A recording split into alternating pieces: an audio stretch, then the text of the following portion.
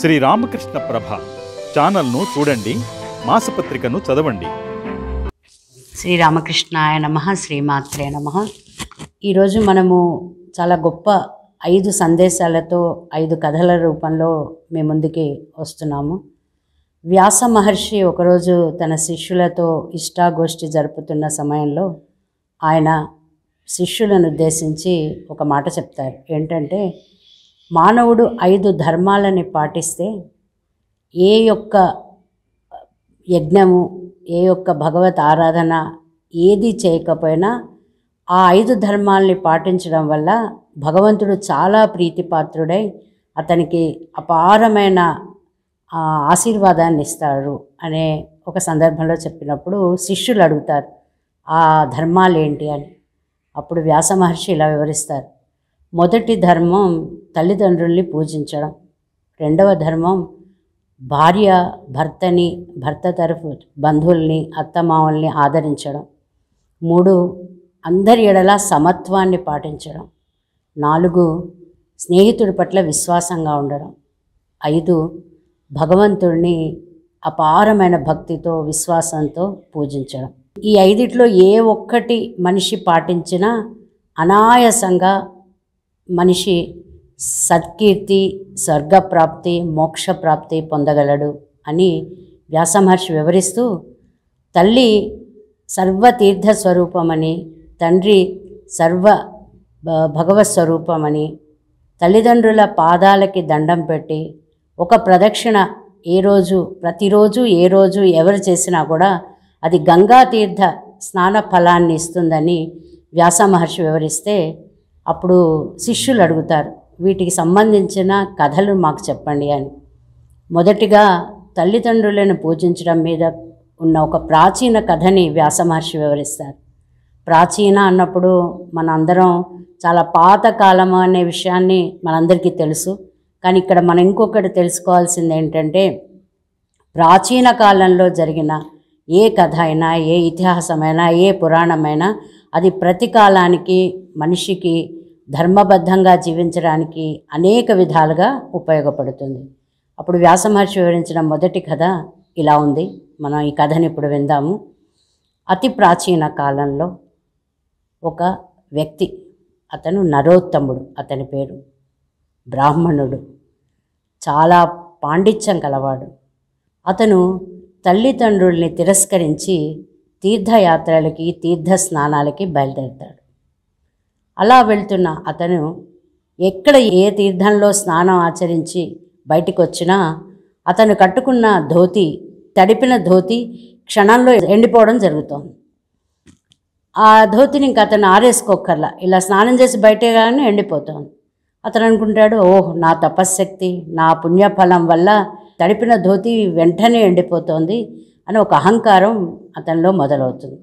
ఎక్కడ అహంకారం మొదలైనా అక్కడ భగవంతుడి యొక్క అనుగ్రహం మనకి ఉండదు. ఇది ఖచ్చితంగా అందరి అనుభవంలో తెలుసుకోవాల్సిన విషయం. ఈ అహంకారంతో అతను ఇంకా అన్ని నదిల్లో స్నానం చేస్తూ ఉంటాడు. ఆ ధోతి ఎండిపోతూ ఉంటుంది. అలా తను అహంకారంతో ఎగిసిపడుతూ ఒకసారి ఆకాశం వైపు తల ఎత్తి చూస్తాడు. చూడగానే అక్కడ ఒక హంస వెళ్తూ ఆ రెట్ట వేస్తుంది. ఆ రెట్ట ఈయన మొహం మీద పడుతుంది. మొహం మీద పడగానే గట్టిగా ఆయన అరిచి, ఇంత గొప్ప సద్బ్రాహ్మణుడిని నేను, నా మొహం మీద నువ్వు రెట్ట వేస్తావా, నువ్వు భస్మం అయిపోవని శాపం పెడతాడు. ఆ శాపం ఫలితంగా ఆ హంస కింద పడి బూడిద పాలవుతుంది. ఇంకా గర్వపడతాడు, ఓహ్, నా శాపానికి హంస కింద పడి చనిపోయింది కూడా అని ఆ గర్వంతో ఎగసిపడుతూ ఉంటే, అప్పుడు అతనికి అశరీర వాణి ఒకటి వినిపిస్తుంది. ఏమనంటే, నువ్వు నరోత్తమ, నువ్వు చాలా పెద్ద పొరపాటు చేశావు, నువ్వు అహంకారంతో చాలా మిడిసి పడుతున్నావు, ఈ అహంకారం నీకు తగనిది, ఈరోజు నువ్వు హంసని భస్మం చేశావు, నీవు ఏ విధంగానూ కూడా ధర్మానికి, బ్రాహ్మణ సంస్కారానికి సరి అయిన వాడివి కాదు అని. అప్పుడు ఆ బ్రాహ్మణుడు అడుగుతాడు, క్షమించండి, నాకు ధర్మం కావాలి, నాకు ధర్మ బోధ కావాలి, నన్ను ఎక్కడికి వెళ్ళమంటారు అంటే, అప్పుడు అశరీరవాణి చెప్తుంది, కొద్ది దూరం వెళ్ళు నాయన, వెడితే అక్కడ నీకు ఒక శ్మశానాన్ని కాపలా కాసే కాటి కాపరి కనిపిస్తాడు. ఆ కాటి కాపరి నీకు ధర్మాన్ని ఉపదేశిస్తాడు అని ఆ అశరీరవాణి అక్కడి నుంచి అదృశ్యమైపోతుంది. ఈ బ్రాహ్మడు కాటి కాపరింటికి నేను వెళ్ళడం ఏంటి, నేను బ్రాహ్మణుణ్ణి, సకల వేదాలు చదివిన వాడిని అని మనసులో అనుకొని కూడా నేను ముందుకే వెళ్ళాలి, ఎందుకంటే కాటి కాపరి నాకన్నా గొప్ప ధర్మాన్ని ఎలా బోధించగలుగుతాడో నేను చూడాలి అని కాటి కాపరి ఉన్న ఇంటి వైపు నడవడం మొదలు పెడతాడు. ఇప్పుడు మన కథలో నరోత్తముడు ఎక్కడికి వెళ్తున్నాడండి? కాటి కాపరి ఇంటికి వెళ్తున్నాడు. కొద్ది దూరం నడిచాక అతనికి అశరీరవాణి చెప్పిన ఆనవాళ్ళ ప్రకారం కాటి కాపరి ఇల్లు కనిపిస్తుంది. చిన్న ఇల్లు. లోపలికి అడుగు పెట్టాలా వద్దా అని ఆలోచిస్తున్నాడు. ఎందుకంటే నేను బ్రాహ్మణుడిని అన్న అహంకారం ఒకటి, నేను పండితుడు అని అన్న అహంకారం ఒకటి, రెండు అతనిలో ఆలోచనలో మనసులో కలిగినా కూడా అశరీరవాణి చెప్పిన ఆ యొక్క ధర్మాన్ని తెలుసుకోవాలని అతని గుమ్మంలో అడుగు పెడతాడు. అడుగు పెట్టగానే అతడు చూసిన సంఘటనకి చాలా దిగ్భ్రాంతి చెందుతాడు. ఏంటంటే అది మంచి చలికాలం. కాటి కాపరి వేడివేడి నీళ్లతో తల్లిదండ్రులకి స్నానం చేయిస్తున్నాడు. తల్లిదండ్రులు చాలా వృద్ధులు. అక్కడ జరుగుతున్నదంతా అతను రెప్ప వేయకుండా చూడడం మొదలు పెడతాడు. స్నానం అయిపోతుంది. వారి శరీరాన్ని పొడిగుడ్డతో శుభ్రంగా తుడిచి తలకి ఒంటికి సాంబ్రాణి వేసి అతను వారిని ఒక మంచి ఆసనం మీద కూర్చోబెడతారు. కూర్చోబెట్టాక తల్లిదండ్రులకి పాదపూజ చేస్తాడు. తల్లిదండ్రులకు పాదపూజ చేసి వారికి తినడానికి కొంత పలహారాన్ని, ఆ పలహారం కూడా ఎలా ఉంటుంది, చాలా వేడిగా, చాలా మర్యాదగా, చాలా గొప్పగా ఆ విస్తట్లో వడ్డించి తల్లిదండ్రులకు పెడతాడు. అది కూడా అతను చూస్తాడు. తర్వాత వారికి పడుకోవడానికి పక్క వేసి తాంబూలంతో సహా ఇచ్చి ఆ తల్లిదండ్రులతో చెప్తాడు ఆ కాటి కాపరి, నాన్న, అమ్మ, మీకు చేయాల్సిన సేవలన్నీ చేశాను, మీకు అవసరమైన అన్నపానీయాలు కూడా మీ పక్కన నేను పెట్టాను, నేను ఇప్పుడు నా ధర్మం నిమిత్తం నేను వెళ్ళొచ్చు కదా అంటే వాళ్ళు సరే అంటారు. వారిద్దరి కాళ్ళకి దండం పెడుతూ ఉండగా నరోత్తముడు నేను మీ ఇంటి ముందుకు వచ్చాను అని గట్టిగా పిలుస్తాడు. పిలవగానే ఈ కాటి కాపరి, స్వామి క్షమించండి, నేను నా తల్లిదండ్రుల సేవలో ఉన్నాను, ఒక్క 2 నిమిషాలు మీరు ఆగండి, నేను వచ్చి మీరు అతిథి కదా, మీ యొక్క సేవని నేను చేసుకుంటాను అని అంటే నరోత్తముడు అంటాడు, నేను బ్రాహ్మణుణ్ణి, నువ్వు ఇంత నన్ను లోపలికి పిలిచి అతిథి సేవ చేయడానికి నువ్వు ఇంత ఆక్షేపించకూడదు అని గట్టిగా కొంచెం కోపంగా నరోత్తముడు అరుస్తాడు. అంటే అప్పుడు ఆ కాటి కాపరి అంటాడు, చూడు, నేను నా తల్లిదండ్రులు సేవ చేసుకుంటున్నాను, ఈ సేవను ఆపి నేను మీ దగ్గరకు వచ్చి మిమ్మల్ని చూడను, నేనేమన్నా హంసను అనుకుంటున్నారా, మీ శాపం పెడితే చచ్చిపోవడానికి అంటాడు. ఇతనికి ఆశ్చర్యం వేస్తుంది. అదేంటి, ఎక్కడో జరిగిన హంస సంఘటన ఇతనికి ఎలా తెలిసింది అని మనస్సులో అనుకొని ఊరుకుంటాడు, ఇంకేం మాట్లాడు. అప్పుడు ఆ కాటి కాపరే అంటాడు, చూడు, నీకు సమయం లేదంటున్నావు, నాకు సమయం లేదు వచ్చి నీ సేవ చేయడానికి, నీకు అంతగా క్షణాన్ని నీకు నా సేవ కావాలి అనుకుంటే నేను చెయ్యలేను, కొద్ది దూరం వెళ్ళు, అక్కడ ఒక పతివ్రత స్త్రీ ఉంది, ఆ పతివ్రత స్త్రీ నీకు ధర్మబోధ చేస్తుంది అని. వెంటనే నరోత్తముడు బయటికి వెళ్ళిపోతూ ఉంటే ఈయన ఇంటి నుంచి, కాటి కాపరి ఇంటి నుంచి దివ్య పురుషుడు, భగవంతుడు దివ్య పురుషుడి వేషంలో బ్రాహ్మణ రూపంలో కాటి కాపరి ఇంటి నుంచి బయటికి వచ్చి నరోత్తముడితో, నరోత్తమ, నువ్వు పద, నేను నీకు పతివ్రత యొక్క ఇంటిని చూపిస్తాను అంటాడు. అంటే నరోత్తముడు చాలా ఆశ్చర్యపోతాడు. ఈ కాటి కాపరి ఇంటి నుంచి ఇంత దివ్య పురుషుడు, ఒక బ్రాహ్మణోత్తముడు, అఖండ తేజస్సుతో ఉన్నవాడు ఎక్కడి నుంచి ఎలా వచ్చాడు? తన యొక్క ఆశ్చర్యాల్ని, తన యొక్క సంశయాల్ని ఏమీ వెలిబుచ్చకుండా నరోత్తముడి బ్రాహ్మణుడితో నడుస్తూ ఉంటాడు. అప్పుడు బ్రాహ్మణుడు రూపంలో ఉన్న భగవంతుడితో నరోత్తముడు అడుగుతాడు, స్వామి, మీరు దివ్య పురుషుల్లా ఉన్నారు, మీరు ఈ నీచ కులానికి చెందిన ఈ కాటి కాపరి ఇంటి నుంచి బయటికి రావడం ఏంటి? ఆ ఇంట్లో మీరు ఎలా ఉండగలుగుతున్నారు అంటే అప్పుడు నరోత్తముడు అంటాడు, చూడు, ఏ వ్యక్తి అయితే భగవంతుడి ఆరాధనలో ఉండి తల్లిదండ్రులకి అత్యంత ప్రేమగా వారిని చూసుకుంటూ ఉంటాడో ఆ వ్యక్తి ఇంట్లో ఏ పూజ ఏ యజ్ఞం జరగకపోయినా ఆ ఇంట్లో నేను తిష్ట వేసుకొని కూర్చొని ఉంటాను. ఈ కాటికాపరి ఇంట్లో నేను ఈ కాటికాపరి ఇంట్లోనే ఉంటాను. ఎందుకంటే ఆ ఇంట్లో ప్రతి క్షణం దివ్యత్వాన్ని అనుభవించే లక్షణాలు అక్కడ ఉన్న మనుషుల్లో ఉన్నాయి కాబట్టి నా యొక్క నివాస స్థలం అది అని. అప్పుడు నరోత్తముడు చాలా ఆశ్చర్యపోతాడు. అంటే భగవంతుడు నివసించే స్థలం ఏది అంటే, ఏ ఇంట్లో అయితే తల్లిదండ్రులని అపారంగా గౌరవించి ఆరాధించి వారిని పూజించి వారి యొక్క పాదాలకి నమస్కరించి ప్రతిరోజు తల్లిదండ్రులకి ఎవరైతే ఒక ప్రదక్షిణ చేస్తారో ఆ ఇంట్లో భగవంతుడు ఖచ్చితంగా ఉంటాడు. ఆ ఇంట్లో ఎలాంటి దురదృష్టకరమైన సంఘటనలు జరగవు. ఇది అందరూ విని ఆచరించండి, పిల్లలకి నేర్పించండి. మీ పిల్లల్ని ఒక్కసారి మీ చుట్టూ ప్రదక్షిణ చేయమనండి. వారి యొక్క జీవితాన్ని భగవంతుడే నిర్ణయిస్తాడు. నరోత్తముడు ఇప్పుడు కాటికాపరి ఇంటి నుంచి పతివ్రత స్త్రీ ఇంటి వైపు ప్రయాణం సాగించాడు. కాటికాపరి ఇంటి నుంచి భగవత్ స్వరూపం ఒక దివ్యమైన బ్రాహ్మణ రూపంలో నరోత్తముడి వెంట నడవడం మొదలుపెట్టారు. నరోత్తముడికి చాలా ఆశ్చర్యం వేసింది. ఆ బ్రాహ్మణోత్తముడితో, స్వామి మీరు ఈ కాటికాపరి ఇంటి నుంచి రావడం ఏంటి? మీరు దివ్య పురుషుల్లా ఉన్నారు అంటే ఆయన అంటారు, నువ్వు పతివ్రత ఇంటి వైపు వెళ్తున్నావు కదా, నీకు ఆ పతివ్రత ఇల్లు చూపేయడానికి వస్తున్నాను అని. మీరేంటి కాటికాపరి ఇంట్లో ఉన్నారు అని తిరిగి ప్రశ్నిస్తాడు. అప్పుడు దివ్య పురుషుడు భగవంతుడే దివ్య పురుషుడు రూపంలో ఉన్న ఆ బ్రాహ్మణుడు నరోత్తముడితో చెప్తారు, ఈ కాటికాపరి తల్లిదండ్రుల్ని పూజిస్తున్నాడు, తల్లిదండ్రుల సేవ చేసుకుంటున్నాడు, తల్లిదండ్రులను అనుక్షణం కాపాడుకుంటున్నాడు, తల్లిదండ్రుల కాళ్ళ దగ్గర స్వర్గం ఉంటుంది. ఏ వ్యక్తి అయితే తల్లిదండ్రులకి అపరిమితమైన ప్రేమనిస్తారో ఆ ఇంట్లో నేను ప్రతి క్షణం ఆ ఇంట్లోనే ఉంటాను, ఆ ఇంటిని కాపాడుతూ ఉంటాను, ఆ ఇంటికి ఏ ఆపద జరగకుండా ఉంటాను, ఆపద రాకుండా చూస్తూ ఉంటాను. కాబట్టి ఇది నేను ఉండే ఒక స్థలం. భగవంతుడు ఉండే 5 స్థలాలు, భగవంతుడు ఉండే 5 నివాస స్థలాల గురించి మనము ఈ 5 కథల్లో తెలుసుకుంటున్నాము. మొదటి నివాస స్థలం, ఏ ఇంట్లో అయితే తల్లిదండ్రులు అమితంగా పూజించబడతారో ఆ ఇంట్లో భగవంతుడు నివాసం అంటే ఎల్లకాలం ఆ ఇంట్లో ఉంటాడు. ఈ బ్రాహ్మణోత్తముడితో నరోత్తముడు అడుగుతాడు, ఇప్పుడు మనం వెళ్ళే పతివ్రత స్త్రీ ఇంటికి వెళ్తున్నాం, ఆవిడ లక్షణాలు ఏంటి అని. అప్పుడు బ్రాహ్మణుడు చెప్తాడు, దివ్య పురుషుడు, ఏ స్త్రీ అయితే ప్రతి క్షణం భర్తని అనుసరిస్తుందో ఆ స్త్రీని పతివ్రతగా నిర్ణయించడం జరుగుతుంది. కొన్ని లక్షణాలు నేను చెప్తాను.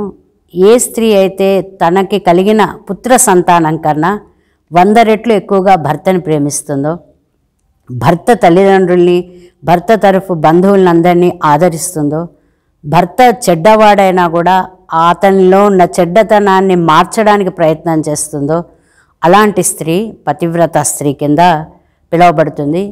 ఏ ఇంట్లో అయితే స్త్రీ ఈ గొప్ప లక్షణాలతో కలిగి ఉంటుందో ఆ ఇల్లు ఒక గుడితో సమానం, ఒక ఆలయంతో సమానం. ఎందుకంటే ఆ స్త్రీ వల్ల ఏదైనా ఇల్లు శుభం జరుగుతోంది, ఇంట్లో అశుభం జరుగుతోందన్నా దానికి పూర్తి బాధ్యురాలు స్త్రీనే. కాబట్టి ఏ ఇల్లు అయితే సస్యశ్యామలంగా ఆనందంగా ఉంటుందో ఆ ఆనందానికి స్త్రీ కారణం. కాబట్టి ఆ స్త్రీ పతివ్రత. కాబట్టి ఆ స్త్రీ ఇంట్లో భగవంతుడు ఎల్లవేళలా నివాసం ఉంటాడు అని చెప్పి ఈ దివ్య పురుషుడు అంతర్ధానం అవుతాడు.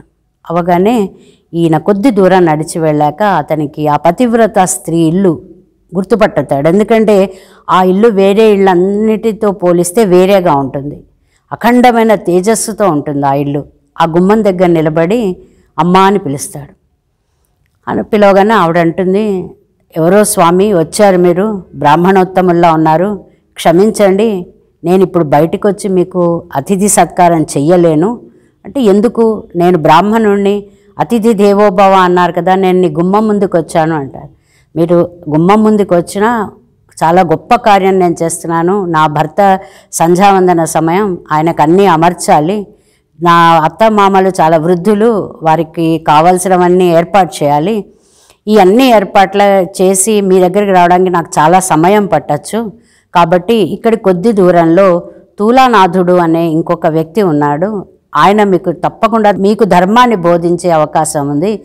నాకు సమయం లేదు, మీరు నా కోసం వేచి ఉండగలిగితే ఉండండి, లేకపోతే మీరు తూలానాథుడి దగ్గరికి వెళ్ళండి అంటుంది. అంటే ఆయన అంటారు, కొద్ది సమయం నా కోసం కేటాయించలేవా అంటే కేటాయించలేను అంటే కోపంగా ఆయన గట్టిగా అరుస్తాడు. అరిస్తే ఈ స్త్రీ అంటుంది, బ్రాహ్మణోత్తమ, నేను హంసని కాదు, మీరు అరిస్తే మీ శాపం పొంది కింద పడి భస్మం అయిపోవడానికి, కాబట్టి నా సమయాన్ని మీరు వృధా చేయకండి అని క్షమించమని కోరుకుంటుంది.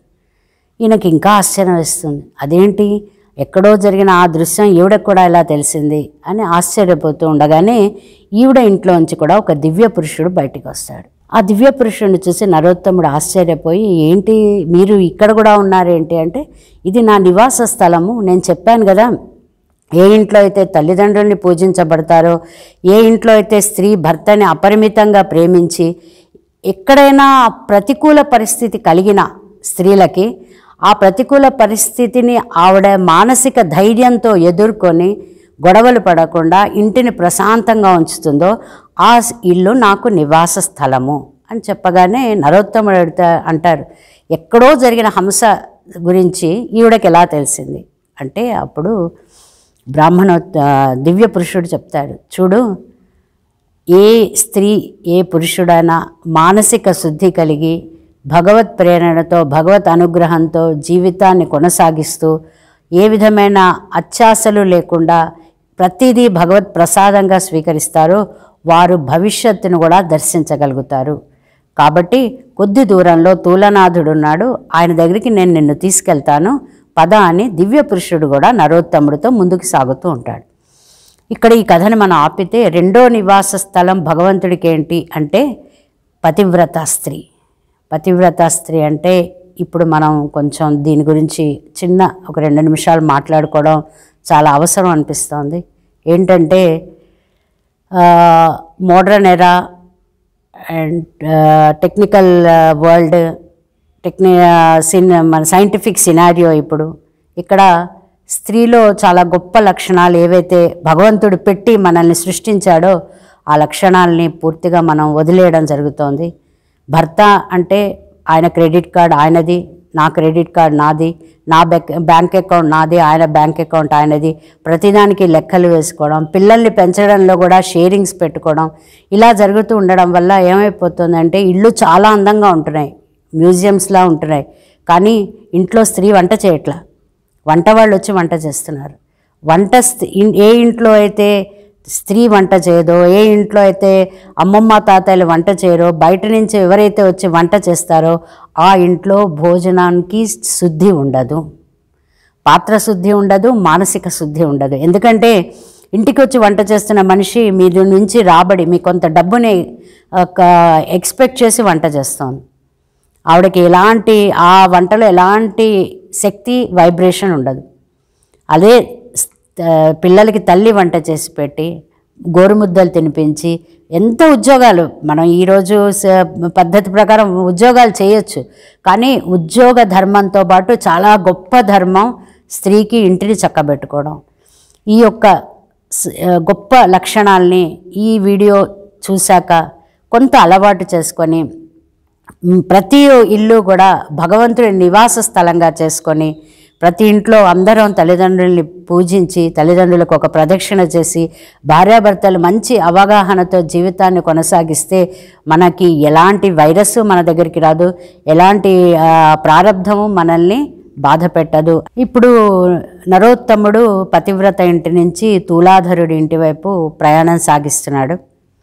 ఈ ప్రయాణంలో అతనికి పతివ్రత ఇంటి నుంచి కూడా భగవంతుడు దివ్య పురుషుడి రూపంలో నరోత్తముడి వెంట నడవడం అతను గమనించి దివ్య పురుషుడికి నమస్కారం చేసి ఆయన అడుగుతాడు, ఈ తూలాధరుడు ఎవరు, ఇతను ఎక్కడ ఉంటాడు, ఇతను నాకు ఏ విధంగా ధర్మాన్ని ఉపదేశించగలుగుతాడు, కొద్దిగా నాకు వివరించి చెప్పండి, ఎందుకంటే నాలో చాలా ఉత్సాహం బయలుదేరుతోంది అంటే బ్రాహ్మణోత్తముడు దివ్య పురుషుడు చెప్తాడు, ఈ తూలాధరుడు సమత్వ బుద్ధి కలవాడు, ప్రతి ఒక్కరిని సమానమైన దృష్టితో చూస్తాడు, ఏనాడు అసత్యం పలకడు, సత్యవాది, అనుక్షణం వర్తకంలో నిమగ్నమై ఉంటాడు.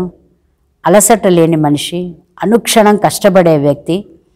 అతని చుట్టూ ఉన్న జనం అతనిని ఎంత నమ్ముతారంటే అసలు భగవంతుడిని కన్నా కూడా ఆ తులాధరుడిని ఎక్కువ నమ్ముతారు. కాబట్టి నేను నిన్ను తులాధరుడి దగ్గరికి తీసుకెళ్తున్నాను అంటే ఆ దివ్య పురుషుణ్ణి నరోత్తముడు అడుగుతారు, మీరు కాటికాపరి ఇంటి నుంచి కూడా బయటకు వచ్చారు, పతివ్రత ఇంటి నుంచి కూడా బయటకు వచ్చారు, ఇప్పుడు తులాధరుడి ఇంటి వైపు నన్ను తీసుకెళ్తున్నారు, మీరు ఎవరు అంటే ఇవి నా నివాసాలు అని సమాధానం చెప్తాడు. ఎవరు? భగవంతుడు. భగవంతుడి స్వరూపంలో ఉన్న దివ్య పురుషుడు. అంత చెప్పినా కూడా నరోత్తముడికి జ్ఞానం కలగదు. ఆ తులాధరుడిని చూడటానికి ఉత్సాహం చూపిస్తాడు. బ్రాహ్మణుడు తులాధరుడి దగ్గరికి ఈయనను తీసుకెళ్ళి, చాలా గుంపుగా జనం విపరీతంగా ఉంటారు, వందల సంఖ్యలో జనం ఉంటారు. ఆ జనం మధ్యలో ఒక వ్యక్తి నిలబడి ఉంటాడు, చాలా దివ్య పురుషుల్లా కనిపిస్తాడు. ఆ వ్యక్తిని చూపించి, అదిగో ఆ కనిపించే వ్యక్తే తులాధరుడు అని చెప్పి భగవంతుడు అంతర్ధానం అవుతాడు. ఈ తులాధరుడి దగ్గరికి వెళ్ళి తులాధరుడి దగ్గరికి వెళ్ళగానే ఆ తులాధరుడు బ్రాహ్మణుడిని చూసి చాలా సంతోషించి, స్వామి మీరు వచ్చారు, చాలా సంతోషం, నేను వర్తకుణ్ణి, ఈ వ్యాపారం చేస్తున్నాను, మీకు ఏదైనా కావాలా, మీకు ఏదైనా మీరు ఇక్కడి నుంచి తీసుకెళ్లే వస్తువు ఏదైనా కొనుక్కోవాలనుకుంటున్నారా చెప్పండి అంటే ఆయన అంటారు, లేదు నీ నుంచి ధర్మాన్ని తెలుసుకోవాలని వచ్చాను అంటే తులాధరుడు అంటాడు, నాకు సమయం లేదు, ఎందుకంటే నా సమయం అంతా వర్తక వాణిజ్యంలో గడుపుతాను నేను, నాకు భగవంతుడి ముందు కూర్చొని నమస్కారం చేయడానికి కూడా సమయం లేదు, అలాంటి వాడిని నేను మీకు ధర్మాన్ని ఎలా బోధిస్తాను, ఇంతమంది నా కోసం ఎదురు చూస్తున్నారు, కొన్ని వేల సంఖ్యలో నేను బియ్యం పంపిణీ చేయాలి, దినుసులు పంపిణీ చేయాలి, నూనె వ్యాపారం చేయాలి, క్షమించండి, నాకు ఇక్కడ కొద్ది దూరంలో అద్రోహకుడు అని ఉన్నాడు, ఆ అద్రోహకుడు మీ యొక్క మీకు ధర్మ బోధ చేయగలుగుతాడు అని అంటే ఇంకా నరోత్తముడు బయటకు వచ్చేస్తాడు. ఈ గుంపులో నుంచి తిరిగి దివ్య పురుషుడు నరోత్తముడితో బయలుదేరతాడు. దివ్య పురుషుడిని చూసి నరోత్తముడు, స్వామి మీరు ఇక్కడ అంటే ఇతను ఎంత గొప్ప వ్యక్తి అంటే త్రిలోకాల్ని జయించాడు భగవంతుడు, ఇతను పిలిస్తే భగవంతుడు పలుకుతాడు అంటే నరోత్తముడు అంట, అదేంటి ఈయన ఒక్క క్షణం సమయం లేదంటున్నాడు, పితృతర్పణాలు వదలట్లేదు, భగవంతుడికి పూజ చేయట్లేదు, ఇలాంటి పితృతర్పణాలు వదలకుండా భగవత్ ఆరాధన చేయకుండా అనుక్షణం వర్తకంలో ఉండే ఇతని దగ్గర మీరు ఉండడం ఏంటి? అంటే ఈ నరోత్తముడికి తెలుసు అతను భగవంతుడే అని, కానీ లోపల ఇంకా ఆ నమ్మకం కుదరలే అతనికి. ఇక్కడ ఉండడం ఏంటంటే అప్పుడు దివ్యపురుషుడు అంటాడు, ఇతడు సమత్వ బుద్ధిని పాటిస్తాడు, ఇతనికి తరతమ భేదం లేదు, అందరినీ ఒకే దృష్టితో చూస్తాడు, వీళ్ళు తక్కువ వాళ్ళు తక్కువ అనే భేదం లేదు, అలా ఏ భేదం లేదు కాబట్టి ఇది కూడా నా నివాస స్థలము అని చెప్తాడు. ఎవరు? దివ్యపురుషుడు చెప్పి అంతర్ధానం అవుతాడు. అంతర్ధానం అయ్యాక అప్పుడు నరోత్తముడు అనుకుంటాడు అనమాట, ఏంటి ఈ లక్షణాలున్న చోటే భగవంతుడు ఉంటాడనమాట. సరే ఇప్పుడు ఆ అద్రోహకుడు ఎవరో చూద్దాం, అతను ఏం చెప్తాడో నాకు, ఇక్కడ ఎలా అయినా నేను ఈ అద్రోహకుడి దగ్గర నేను ధర్మాన్ని వినాల్సిందే అని గట్టి నిర్ణయం తీసుకొని అద్రోహకుడు ఉండే వైపు అతను ప్రయాణం సాగిస్తాడు. ఇక్కడ ఈ చిన్న కథలో మనం ఇక్కడ ఒక చిన్న గ్యాప్ తీసుకుందాము. సమత్వ బుద్ధి అనే దాని మీద ఒక గొప్ప విశ్లేషణ ఏంటంటే, భగవంతుడి నివాస స్థలము సమత్వ బుద్ధి ఎక్కడ ఉందో అక్కడ. సమత్వ బుద్ధి అంటే అందరినీ సమానంగా చూడటం, అందరిలో భగవంతుడి యొక్క ఆత్మని దర్శించడం, అందరితో ఆనందంగా జీవించడం. ఇలా అన్నామని క్రిందటిసారి కథ ఉంది, పని వాళ్ళు ఉన్నారు, మన చుట్టూ పనిచేసే బోల్డ్ మంది చిన్న చిన్న పనులు చేసేవాళ్ళు ఉన్నారు, వారితో మనము ఎలా సమత్వ బుద్ధిని కలిగి ఉండాలి అని ఒకరు నన్ను ప్రశ్నించారు. ఆ ప్రశ్నకి సమాధానం ఏంటంటే, ఎవరి ఉద్యోగాలు వాళ్ళు చేస్తున్నారు, అది తక్కువ ఎక్కువ అనే భేదం చూపించకూడదు, వారికి ఎలాంటి గౌరవం ఇవ్వాలో ఆ గౌరవాన్ని ఇవ్వాలి, వారి మనస్సుని క్షోభ పెట్టేటట్టుగా వారితో మాట్లాడకూడదు, అందరితో ఆనందంగా ఉండాలి, అందరినీ ఆప్యాయంగా పలకరించాలి, అందరినీ అభినందించాలి.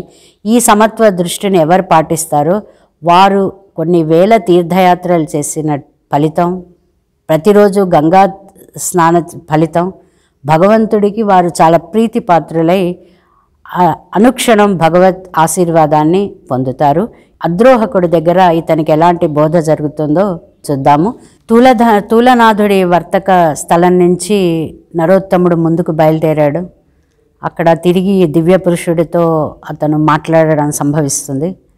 ఈసారి దివ్యపురుషుడిని నరోత్తముడు అడుగుతాడు, ఆ అద్రోహకుడి గురించి చెప్పండి అని.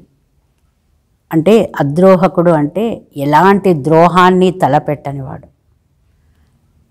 విపరీతమైన స్నేహితుల మీద విశ్వాసం కలవాడు.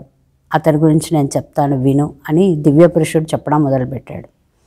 ఇప్పుడు ఏ వ్యక్తి దగ్గరికైతే మనం వెళ్తున్నామో ఆ అద్రోహకుడుకి ఒక క్లిష్ట పరిస్థితి ఏర్పడింది. ఆ పరిస్థితిని నీకు వివరిస్తాను. కొద్ది నెలల క్రితం ఈ రాజ్యానికి సంబంధించిన రాజు ఒక ప్రదేశానికి 1 సంవత్సరం పాటు వెళ్ళవలసి వస్తుంది.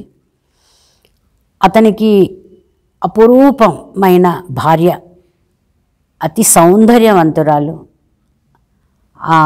ఆ సౌందర్యాన్ని వర్ణించడం కవుల వల్ల కూడా సాధ్యం కాదు, అంత అందమైన స్త్రీ. అతనికి ఆ భార్య అంటే ఎంత ప్రేమ అంటే సంవత్సరం పాటు భార్యకి దూరంగా వెళ్ళాల్సిన పరిస్థితిలో అతను ఆ భార్యను తీసుకొచ్చి అద్రోహకుడికి అప్పచెప్తాడు. అద్రోహకుడితో చెప్తాడు, నా భార్య చాలా సౌందర్యవతి, చాలా అందగత్త, చాలా మంచి సౌశల్యం గల స్త్రీ. చుట్టూ ఉన్న జనం సరిగ్గా లేరు. నేను ఏడాది దాకా రాను. నా భార్యను నువ్వు కాపాడాలి, జాగ్రత్తగా చూసుకోవాలి అని. అద్రోహకుడు అంటాడు, ఇదేంటి, నేను ఒక సామాన్య మనిషిని, అఖండ ఆనందం, ఐశ్వర్యము, అందము కలిగిన ఈ స్త్రీని నేను ఎలా రక్షించగలుగుతాను అని అద్రోహకుడు అంటే, ఈ రాజు చెప్తాడు, నువ్వు జితేంద్రియుడివి, నీకు ఇంద్రియ లోలత్వం లేదు, నువ్వు చాలా గొప్ప వ్యక్తివని నేను రాజ్యంలో తెలుసుకున్నాను అంటే. అప్పుడు అద్రోహకుడు అంటాడు, సరే తప్పకుండా మీ భార్యను నా దగ్గర ఉంచవచ్చు, కానీ నేను ఏది చెప్తే తనది చేయాలి, నా మాటను ఉల్లంఘించకూడదు. అట్టి పరిస్థితుల్లో అయితేనే నేను తనని ఇక్కడ ఉంచుకుంటాను అంటే రాజుగారు తన భార్యను పిలిచి చెప్తారు, ఈ అద్రోహకుడు ఏది చెప్పినా కూడా నువ్వు అది చెయ్యాలి, అతని మాటను ఉల్లంఘించకూడదు, నేను వచ్చేదాకా నువ్వు అలాగే ఇక్కడే ఉండాలి అని. అద్రోహకుడి వయస్సు రాణి వయస్సు ఇంచుమించుగా ఒకటే వయస్సు. రాజుగారు వెళ్ళిపోతారు. అద్రోహకుడు ఆవిడని చాలా గొప్పగా సత్కరిస్తాడు. రాత్రి పడుకున్నప్పుడు ఆ అద్రోహకుడు చెప్తాడు ఏంటంటే, ఆ రాణిని రాణికిను భార్యకి మధ్యలో తను పడుకుంటాడు. రాణి అడగదు, ఎందుకు అని అడగదు, భార్య కూడా అడగదు. పడుకున్నప్పుడు ఏం చేస్తాడంటే, ప్రతి క్షణం ఆమె తిరిగి ఉదయం నిద్ర లేచే వరకు ఆమెని ఒక రక్షకుడిలాగా కాపాడతాడు. అంటే ఒక తల్లి అనే భావంతో. తల్లి దగ్గర పిల్లాడు ఎలా పడుకుంటాడు, తల్లి పిల్లాడిని ఎలా అక్కువ చేర్చుకుంటుంది, అలా ఇతను ఒక తండ్రిలాగా అవుతాడు. ఆమెను తల్లిలాగా చూస్తున్నాడు, ఇతను ఒక తండ్రిలాగా అయ్యి ప్రతి క్షణం ఆమెను కాపాడుతూ ఉంటాడు. ఎలాంటి విషయాలకి ఎలాంటి ఇంద్రియాలోలత్వం లేకుండా ఒక భగవత్ ప్రీతితో భగవత్ అనుగ్రహంతో ఆమెను ఏడాది కాపాడతాడు. ఏడాది తర్వాత రాజకుమారుడు రాజ్యంలోకి వస్తాడు. లోకులు పలు విధాలా మాట్లాడతారు, అన్నీ వింటాడు రాజు. దేనికి కూడా, ఎందుకంటే లోకులు కాకులు, మనం ఏది సరిగ్గా చూడం, ప్రతిదాన్ని వంకరగా చూడటం అనేది మనిషికి సాధారణమైన అలవాటు. ఇక్కడ కూడా లోకులు చలోక్తులు విసురుతారు. ఇవన్నీ అద్రోహుడికి తెలుస్తాయి. రాజుగారు భార్యను తీసుకెళ్ళడానికి వస్తాడు. భార్య చాలా ఆనందంగా ఉంటుంది.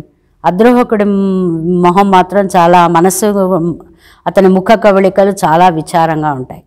రాజు అడుగుతాడు, ఎందుకు నువ్వు విచారంగా ఉన్నావు అంటే, ఎంతోమంది ఎన్నో మాట్లాడారు కదా, అవన్నీ మీరు విన్నారు కదా, వినడం కూడా పాపమే, కాబట్టి ఈ పాపానికి నేను ఒక పరిష్కారం ఆలోచించాను అని అగ్నిని పేరుస్తారు.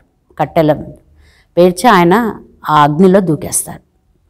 అద్రోహకుడు అగ్నిలో దూకిన వెంటనే ఏ అగ్ని ఆయన కాల్చలేదు. ఎందుకు కాల్చలేదంటే అతను భగవత్ చింతనలో ఉన్నాడు, భగవంతుడిని ఆరాధించాడు, ఆ స్త్రీని మాతృమూర్తిలా చూశాడు. తను తండ్రిలా ఆమెని పోషించాడు ఏడాది. ఆ అగ్ని దహించకపోగా పైనుంచి పూల వర్షం కురుస్తుంది.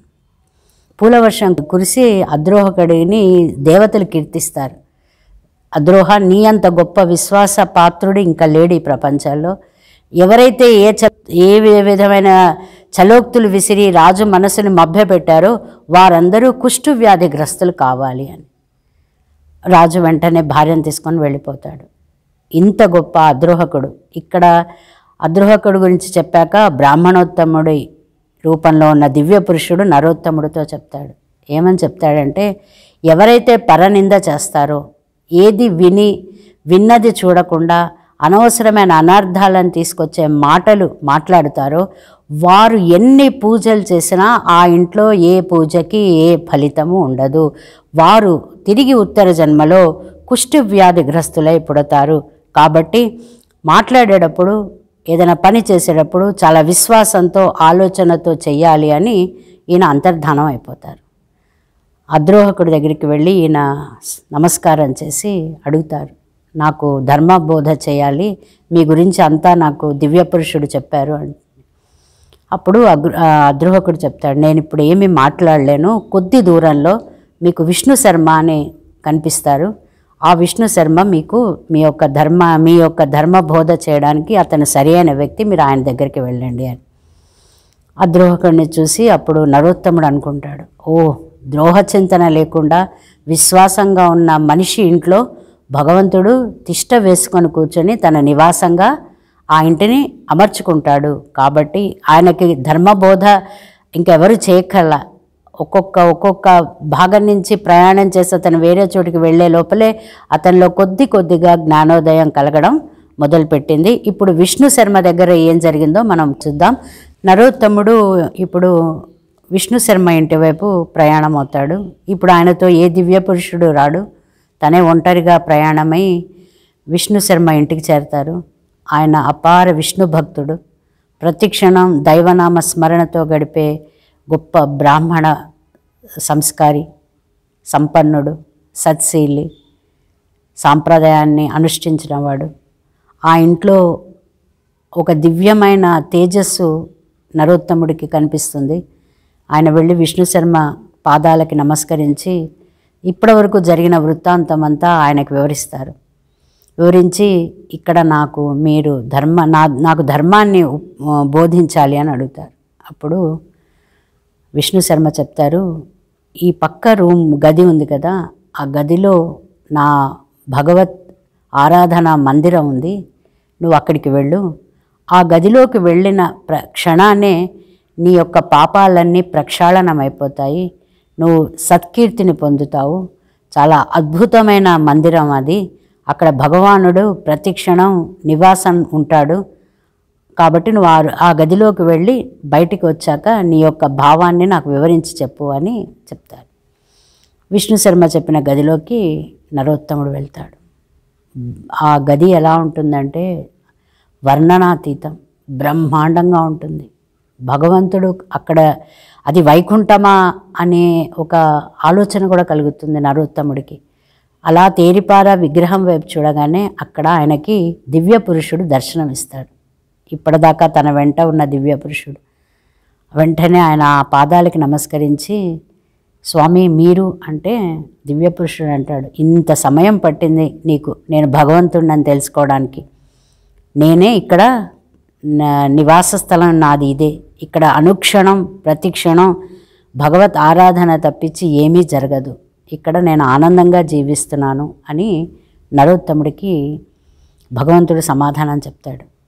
అప్పుడు నరోత్తముడు కాళ్ళ మీద పడి, స్వామి నన్ను క్షమించండి, నా యొక్క అజ్ఞానాన్ని మన్నించండి, నన్ను మంచి దారిలో నడిపించండి అంటే అప్పుడు భగవంతుడు అంటాడు, ప్రతి ఒక్క జీవి నాచే సృష్టించబడింది, ప్రతి ఒక్క జీవి మీద నాకు అపారమైన ప్రేమ ఉంటుంది. వారి కర్మల ప్రకారం వారి యొక్క జీవితాన్ని కొనసాగిస్తున్నారు. కానీ ఏ వ్యక్తి అయినా కూడా బుద్ధిని నేను వారికి ఇచ్చాను. బుద్ధి వేరే జంతువులకి వేటికి లేదు, భగవంతుడికి మనిషికే ఇచ్చాడు. ఎందుకు ఇచ్చాడంటే నన్ను తెలుసుకోవాలని. ఏ వ్యక్తి అయితే నన్ను తెలుసుకొని ఈ యొక్క ధర్మాల్ని పాటిస్తూ చక్కగా జీవనాన్ని కొనసాగిస్తారో ఆ వ్యక్తి ఇంట్లో నా నివాస స్థలం ఉంటుంది. కాబట్టి ఇహ నుంచైనా నువ్వు వెళ్ళి నీ తల్లిదండ్రుల్ని సేవించి మంచి ఆనందకరమైన జీవితాన్ని గడుపు అని అంతర్ధానం అవుతాడు. బయటకు వస్తే విష్ణు శర్మ ఉండడు, ఇల్లు కూడా ఉండదు. ఇదంతా కూడా అతనికి భగవంతుడు ఇచ్చిన ఒక గొప్ప వరంగా భావించి నరోత్తముడు ముందుకి ప్రయాణమై వెళ్ళిపోతాడు. ఇప్పుడు ఇందులో మీరు 5 స్థలాలు, భగవంతుడి నివాసం ఉండే 5 స్థలాల గురించి తెలుసుకున్నారు. భగవంతుడితో మనం ఉండాలి అంటే ప్రతి ఒక్క గొప్ప పురుషుల్ని దర్శించడానికి ప్రయత్నం చేయాలి, సత్సాంగత్యాన్ని చేయాలి, సత్ప్రవర్తనతో ఉండాలి, సత్కర్మలు చేయాలి, సచ్చిదానంద స్వరూపుణ్ణి ధ్యానించాలి. మనం కూడా సచ్చిదానంద స్వరూపులుగా తయారవ్వాలి. ఈ యొక్క గొప్ప బోధని అందరూ సాధనా మార్గంలో పెట్టి అనుసరించి ఆనందాన్ని చవిచూసి ఎలాంటి అనర్థాలు మన దగ్గరికి రావు. ఎందుకంటే మన ఇల్లు భగవంతుడి నివాసము అనే యొక్క గట్టి విశ్వాసంతో జీవితాన్ని కొనసాగించాలని మనస్ఫూర్తిగా కోరుతూ శ్రీరామకృష్ణాయ నమః.